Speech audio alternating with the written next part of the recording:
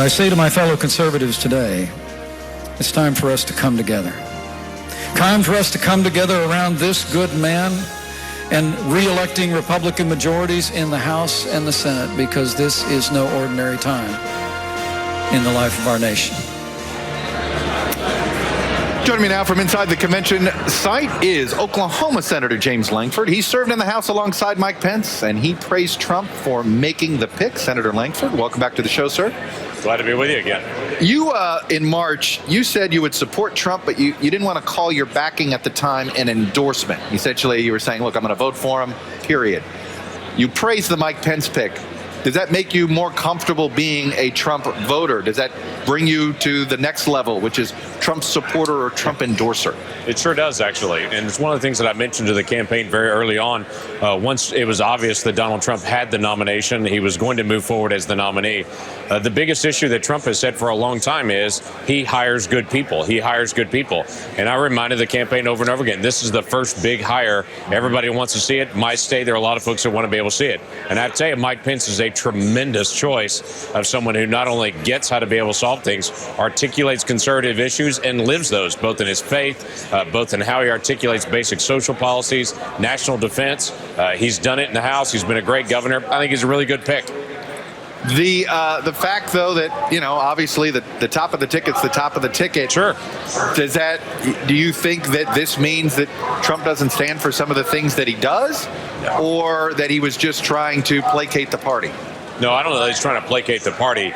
He's the hire. He's said all along that he's trying to focus in on people to put around him do the task. He functions, it appears to me, like a normal CEO, that he wants to know how the process works. He wants to hire on good people, put those people, and let them take that on. When you bring on a vice president that not only have the job of traveling in the world, around the world, representing the United States, but they're also inside the agencies, actually engaging in some of the nuts and bolts of what happens. And I think Mike Pence is a good option for that. Also sends a clear signal of the kind of focus that Trump wants to have as far as governing. So it's just a good signal.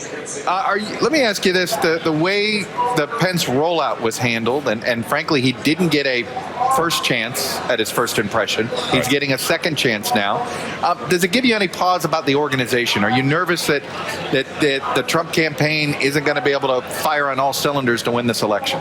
You know, it's one of the things that I've heard all along. I've heard people say he doesn't have the campaign organization, doesn't have the history, doesn't have the backing, he doesn't have the know-how. I've heard that for an entire year, and he just keeps winning over and over and over and over again.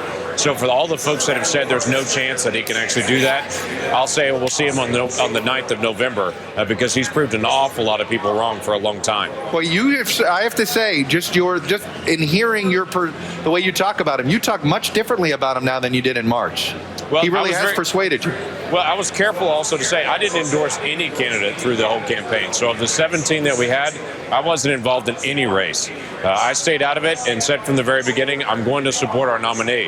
Now, I have to tell you, from the beginning, I was surprised. I was part of that group that was surprised that Trump was the nominee.